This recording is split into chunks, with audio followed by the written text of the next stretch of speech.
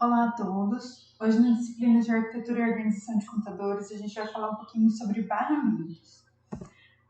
Inicialmente, lá nas primeiras aulas do começo do ano, a gente viu que os barramentos são aqueles fiozinhos que ficam na placa-mãe que interligam os componentes do computador, fazendo com que um componente consiga se comunicar com o outro, tá? E aí eles fazem o controle do fluxo dos bits que serão enviados de um componente para o outro. Os bits são as informações, né? Os zeros e uns, tá? Que passam de um componente para o outro para eles poderem se comunicar, porque como a gente sabe, os componentes do computador não conversam com palavras, eles conversam através de impulsos elétricos, que são esses bits.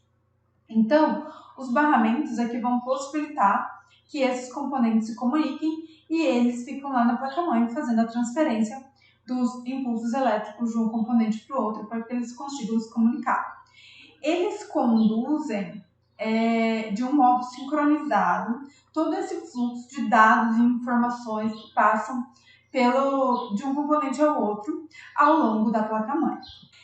Os barramentos, eles vão organizar todo o tráfego que passa por esses fios, todo o tráfego que um componente envia para o outro, toda essa quantidade de informações que está sendo enviada, que está sendo encaminhada de um componente para o outro, elas precisam ser organizadas de acordo com a limitação de cada componente.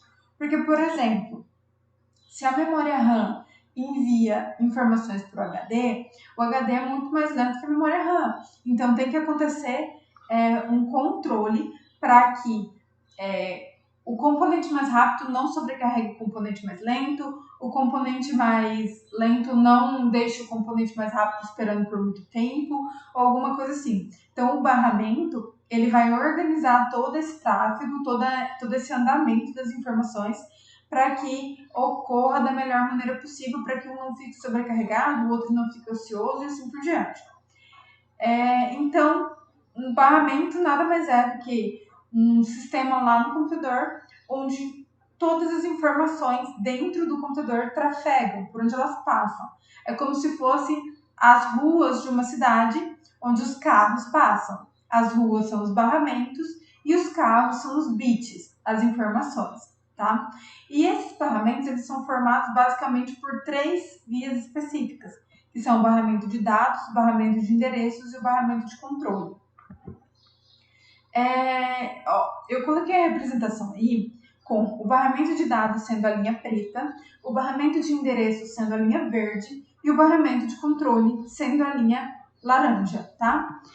Aí eu tenho a CPU, a memória principal, que é a memória RAM, e os dispositivos de entrada e saída. Então, com o barramento de dados, a CPU envia e recebe dados. A memória principal também envia e recebe dados, e os dispositivos de entrada e saída também enviam e recebem dados. Com o barramento de endereços, a CPU só envia dados. A memória principal só recebe dados e os dispositivos de entrada e saída recebem e enviam dados. No barramento de controle, a CPU envia e recebe dados, a memória principal envia e recebe dados e os dispositivos de entrada e saída enviam e recebem dados. A gente já vai ver como é que isso funciona. Lembrando que os dispositivos de entrada e saída, principalmente aqui no barramento de endereços, eles enviam e recebem dados porque esses dispositivos eles podem ter processadores, CPUs, também podem ter memória RAM, podem ter memória magnética, né, que é o disco rígido, e podem ter diversos outros componentes. Então, eles sempre precisam receber e enviar dados, tá? O que o barramento de dados faz? Então, ele interliga o MBR, que está localizado lá no CPU, que a gente já viu, na memória principal. Lembrando que, prof, tem dispositivo de entrada e saída também, beleza? Mas o dispositivo de entrada e saída também pode ter CPU e também pode ter memória principal. Então, tudo tem que estar conversando, né? Então, ele interliga o MBR, que é o registrador que guarda os dados que vem da memória RAM, e na memória RAM, né, na memória principal, para que essa transferência de instruções ela consiga ser executada. A CPU vai na memória principal e fala assim, memória principal, o que tem aqui, lá no MAR, né? Lembra que o MAR guarda o endereço e o MBR guarda o dado, né? Então, a CPU pergunta lá na memória principal, ou memória principal, vai vir aqui, ó, vai mandar daqui e vai vir para cá, assim, aqui para cá. Memória principal, eu tenho um endereço do MBR aqui, me fala o que tem nesse endereço. Então, a memória principal vai pegar o que tem no MBR, vai jogar lá para a CPU e vai guardar no MBR, né? Então, quando a CPU manda do MAR quando o barramento de dados manda da CPU para a memória principal, é uma operação de leitura, ou seja, a CPU está pedindo, né? Memória principal, me manda o que tem aí. Quando a memória principal manda para a CPU através do barramento de dados, é uma operação de escrita, porque a memória principal vai gravar no MBR que tem nela, né? O dado que ela está enviando. O barramento de dados, ele tem uma influência direta no desempenho do sistema. Por quê? Quanto maior a largura desse barramento, maior o número de bits transferidos por vez. Então, o computador se torna mais rápido. Por exemplo, assim, em uma avenida, se eu tiver 8 vias para passar carro, eu vou conseguir ter um fluxo muito mais rápido de passagem de carro do que se essa mesma avenida tivesse somente 3 vias para passagem de carro. Vamos supor que passem 1.000 carros por hora nessa avenida. Se ela tiver 8 vias, ela vai ser muito mais rápida do que se ela tiver somente 3 vias, né? E isso aí ocorre também com os barramentos. A largura deles, ela afeta diretamente o desempenho do sistema. Aqui é um exemplo de um barramento com 8 vias. 1, 2, 3, 4, 5, 6, 7, 8. 8 vias. Então, tem 8 linhas para a CPU enviar ou receber dados, a memória principal também, e o dispositivo de entrada e saída também. Por exemplo, assim, se a CPU quiser enviar, a memória principal quiser enviar dados para a CPU aqui, a CPU pode estar enviando dados para a memória principal por outra via ao mesmo tempo. Então, quanto maior o número de vias, mais rápido o seu computador fica, tá? O barramento de endereços, ele já é responsável por interligar o MAR na memória principal. Como eu acabei de dizer para vocês, o MAR é aquele que guarda o endereço da memória principal. Então, a única coisa que a CPU tem que enviar para a memória principal é o endereço que ela quer. A memória principal não tem que enviar nada de volta para a CPU. Então, a única coisa que acontece aqui é a CPU encaminhando dados para a memória principal, tá? E isso aí é enviado pelo barramento de endereço. Então, acontece assim, quando a CPU quer buscar alguma coisa lá na memória principal, ela vem pelo barramento de endereços, pede para a memória principal o endereço que ela quer, a memória principal pega pelo barramento de dados e envia de volta para a CPU, tá? Não vai pelo mesmo barramento, porque a CPU está pedindo um endereço, a memória principal vai enviar um dado. Então, o endereço vai pelo barramento de endereços, o dado vai pelo barramento de dados. Simples assim. Aqui também, os barramentos têm uma influência no desempenho do sistema. Por quê? Porque aqui, a quantidade de barramentos de endereços, de vias no barramento de endereços, determina a quantidade máxima do armazenamento da memória RAM. Porque assim, se o endereço da memória RAM ele pode ter até 3 números no máximo, por exemplo, ir de 0 a 999, entendeu? Eu preciso de 3 barramentos, porque cada barramento vai enviar um bit. Se eu quero uma memória RAM com 2.000 MB, eu preciso de mais um barramento, porque aí eu tenho 4 dígitos. Então, a maior capacidade de armazenamento da memória RAM ela é representada pela quantidade de vias do barramento de endereços. Então, ele afeta diretamente também no desempenho do sistema. Aí, por último, a gente tem o barramento de controle, que ele interliga a CPU, né, ao C, dentro da CPU, aos demais componentes do sistema operacional, todos eles. Memória principal, componente de entrada e saída, tudo. E ele vai passar sinais de controle. Por exemplo, as interrupções, que a gente já falou lá em sistemas operacionais, todos os controles que a CPU tem que enviar para os outros componentes vão ser enviados através do barramento de controle. E ele é de 2 vias. Tanto a CPU pode enviar para os outros componentes, quanto os outros componentes podem enviar para a CPU. Ou pode vir, por exemplo, a memória principal para a CPU sem problema nenhum. Alguns exemplos de sinais de controle que são enviados pelo barramento de controle. Leitura e escrita de dados na memória principal, quando alguma coisa precisa ser lida ou escrita da memória principal e ela precisa dar uma parada para responder a esse pedido, né, essa requisição. Leitura e escrita nos componentes de entrada e saída, em pendrive, em HD externo, em celular, que seja qualquer coisa assim. A certificação de transferência de dados. Olha, agora acabou de transferir os dados aqui nesse barramento que estava fazendo a transferência. Pode fazer outra coisa, por exemplo, um pedido de interrupção, que eu acabei de falar para vocês, e alguns outros, tem milhares de outros aí, sinais de controle, que podem ser enviados pelo barramento de controle. Esses barramentos, a gente viu aí nos desenhos, que eles têm... Esses barramentos, eles são compartilhados entre os diversos componentes. Então, não quer dizer que, por exemplo, assim, a placa-mãe... Não. A placa de vídeo tem um barramento para se comunicar com a CPU. A memória RAM tem um barramento para se comunicar com a CPU. A memória RAM tem um barramento específico para se comunicar com a placa de vídeo. Não é isso. Os barramentos, eles são compartilhados, tá? Então, para que tudo isso funcione de um bom jeito, precisa-se ter um controle, tá? Não vai tudo de uma vez. Vai tudo controlado certinho para que todos esses sinais eles não se misturem na hora de serem enviados. Só que lá no modelo que eu apresentei na primeira figura, que tinha os 3 barramentos, tinha só um barramento de dados, um de endereço e um de controle, interligando todos os componentes. Na verdade, não é assim que funciona.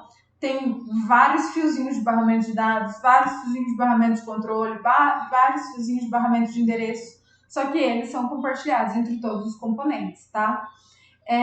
Só que aí tem alguns, por exemplo, alguns fiozinhos de barramento de dados que são mais lentos que alguns outros fiozinhos de barramento de dados. Porque, por exemplo, os que vão ligar lá no HD, eles podem ser mais lentos do que os que vão ligar na placa de vídeo, por exemplo, porque o HD é um componente muito mais lento. Só que os que vão ligar a placa de vídeo tem que ter, por exemplo, a mesma velocidade dos que vão ligar a memória RAM, porque eles são componentes rápidos. Ah, professora, então por que não coloca tudo barramento mais rápido? Por causa do valor. Os barramentos mais rápidos são muito mais caros do que os barramentos mais lentos, né? Por conta disso, por conta dessas taxas de transferência diferentes, foram criados alguns tipos diferentes de barramentos, que são o barramento local, o barramento de sistema e o barramento de expansão. A gente vai ver cada um deles agora. O primeiro é o barramento local, que ele tem uma velocidade de transferência de dados maior, e aí ele funciona normalmente na mesma velocidade que o processador. Por quê? Porque aí ele vai conseguir enviar todos os dados rapidamente na velocidade do processador para os componentes de maior velocidade, como a memória cache e a memória principal, tá? O barramento do sistema, ele é um barramento que ele é opcional, ele pode existir na placa-mãe ou não. Ele não é tão rápido quanto o barramento local e não é tão lento quanto o barramento de expansão. Por quê? Ele faz assim, o barramento local, ele vai interligar o processador à memória cache, porque ele trabalha na velocidade do processador e a memória cache é bem mais rápida. E o barramento de sistema, ele vai fazer a ligação da memória cache com a memória RAM um pouco mais rápida, é um pouco mais lenta do que a memória cache, né? Então, o barramento mais rápido de todos interliga o processador à memória cache e um pouquinho mais lento faz a interligação da memória cache com a memória RAM. Isso se torna um pouco mais barato na hora de construir uma placa-mãe, tá? E aí, o que vai fazer a sincronização entre todos esses barramentos é o chipset. Por último, nós temos o barramento de expansão, e ele também é chamado de barramento de entrada e saída, porque é ele que liga todos os dispositivos de entrada e saída aos demais componentes do computador, como o monitor, a impressora e tudo que a gente conecta como entrada e saída. Tá? Esses dispositivos de entrada e saída, normalmente, eles são bem mais lentos do que os dispositivos que ficam já acoplados no computador. Hoje em dia, considerando que os barramentos têm velocidades diferentes, a indústria ela vem tentando aumentar a velocidade dos dispositivos de entrada e saída. Como a gente pode ver, por exemplo, a evolução dos USBs. Tinha o USB 1.0, 2.0, agora a gente está no USB 3.0 ou no USB tipo C. Aumenta a velocidade dos componentes de entrada e saída devido ao aumento da velocidade dos barramentos também. Então, esse aumento no desempenho dos componentes de entrada e saída só é possível devido ao aumento na velocidade dos barramentos. Assim, o barramento de expansão, houve uma divisão nele para que ele tivesse um de alta velocidade para dispositivos mais rápidos, por exemplo, os que são diretamente acoplados no computador, como as placas gráficas, placas de rede e tal, que vão dentro do computador, e outro de uma menor velocidade para dispositivos um pouco mais lentos, como os teclados, os modems e os mouses. Porque não tem necessidade que esses dispositivos mais lentos tenham barramentos de velocidade mais rápida, justamente para aquilo que eu sempre falo, que é baixar o custo no desenvolvimento do computador.